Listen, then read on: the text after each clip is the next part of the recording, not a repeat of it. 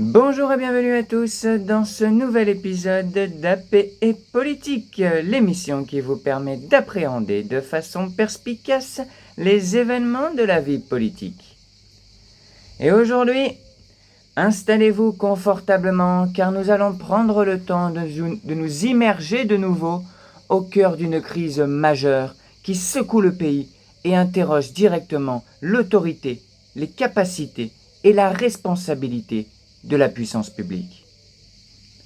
Le thème de cette émission, méga-feu en Gironde, l'État est-il dépassé?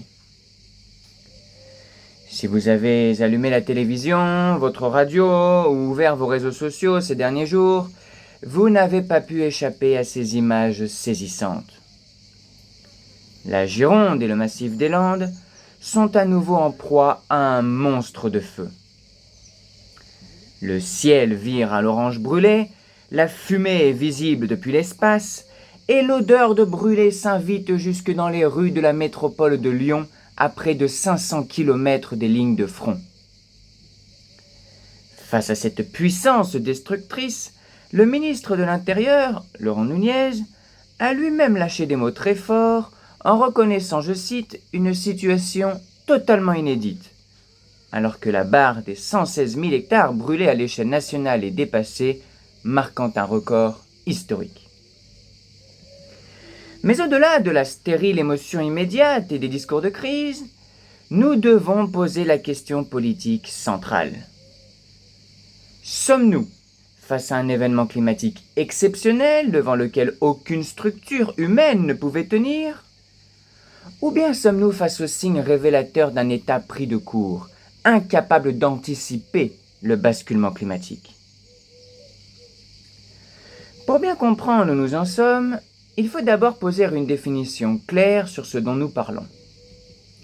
Les médias et le grand public utilisent abondamment le mot « méga-feu », mais ce terme fait débat chez les scientifiques et les spécialistes du secours.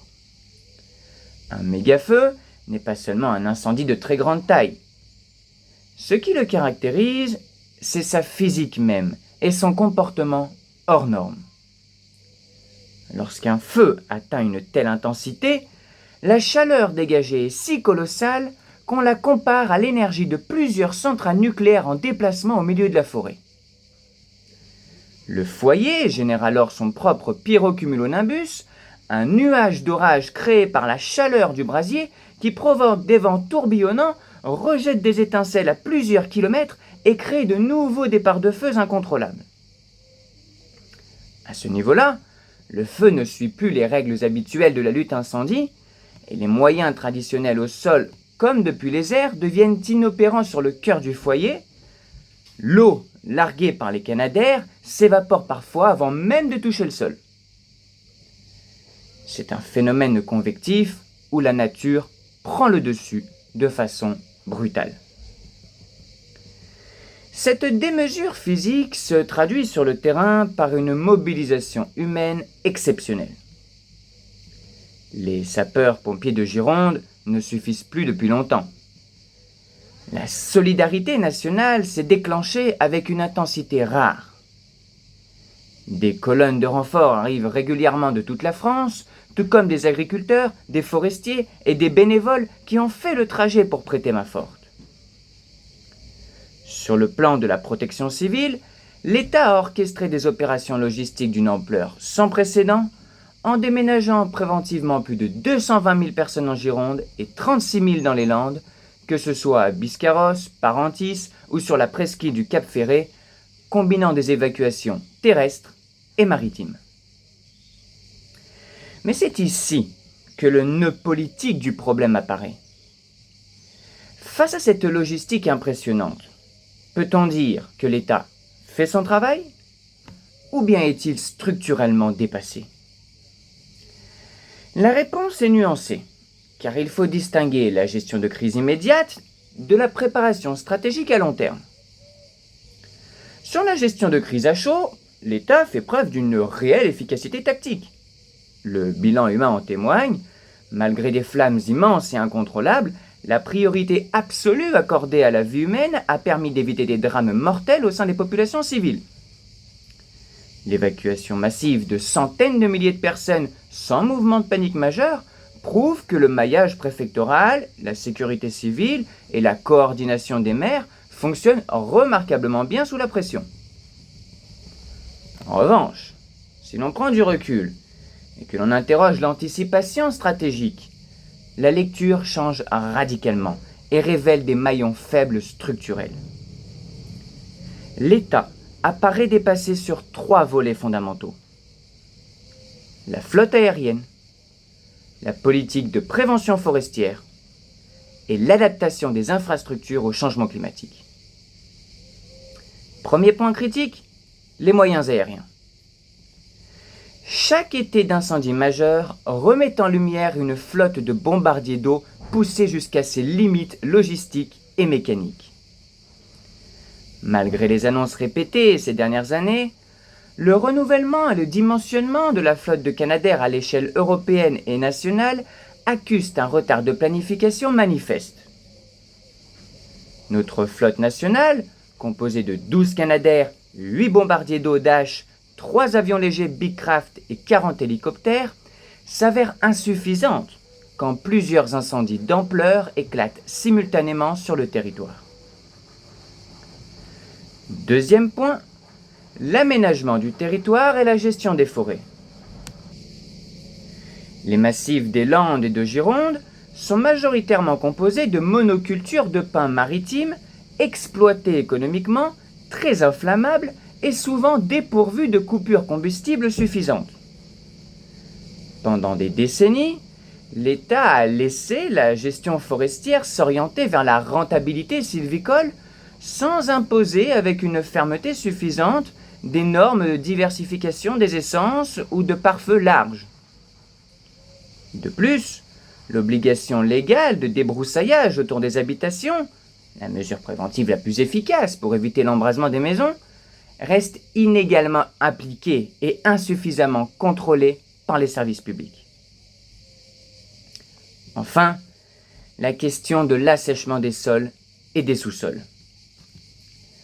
Lorsqu'un feu brûle des zones humides asséchées ou des tourbières, le feu s'enfonce sous terre dans les racines et la matière organique. Même si la pluie ou l'humidité nocturne calment la surface, le brasier continue de couver sous terre pendant des mois, prêt à repartir au moindre coup de vent. L'État se retrouve ainsi à gérer des crises environnementales qui s'étirent sur l'année entière, alors que nos services d'urgence sont taillés pour des interventions saisonnières. Alors, quelles sont les réponses concrètes et les solutions à apporter pour que l'État ne soit plus contraint de subir ? Il ne s'agit pas de jeter la pierre aux secours qui font preuve d'un héroïsme absolu sur le terrain, mais de réinventer notre doctrine de sécurité nationale. D'abord, il faut investir massivement dans le préventif. Cela passe par une obligation renforcée du débroussaillage assortie de sanctions dissuasives, mais aussi par une transformation de la forêt française en réintroduisant des feuillus plus résistants au feu au milieu des résineux pour briser la continuité des brasiers. Ensuite, sur le plan matériel, si la mutualisation européenne existe déjà à travers le dispositif RESC-EU, les méga-feux actuels montrent ses limites. Lorsque la canicule frappe simultanément toute l'Europe du Sud, chaque pays retient ses propres avions et la réserve commune se retrouve saturée. L'enjeu n'est donc plus seulement de partager des appareils existants, mais de réussir à augmenter massivement la flotte européenne d'urgence pour faire face à des crises simultanément réparties sur tout le continent. Enfin, l'aménagement urbain en zone forestière doit être repensé. On ne peut plus construire des lotissements au contact direct de massifs résineux sans périmètre de protection drastique. En somme, l'État n'est pas dépassé par manque de courage ou d'organisation sur le terrain, la réponse opérationnelle est exemplaire et sauve des milliers de vies. Il est dépassé parce qu'il continue d'affronter des crises du XXIe siècle façonnée par le dérèglement climatique rapide, avec un modèle d'anticipation et d'aménagement hérité du siècle dernier. Le véritable défi des années à venir ne sera pas seulement d'éteindre les feux plus vite, mais de transformer nos territoires pour que ces monstrueux brasiers ne puissent plus trouver le carburant nécessaire à leur démesure. Merci à tous d'avoir suivi cet épisode. N'hésitez pas à partager vos réflexions en commentaire et à vous abonner pour recevoir chaque jour une analyse de l'actualité. Quant à moi, je vous dis à très vite pour un prochain éclairage de la vie politique.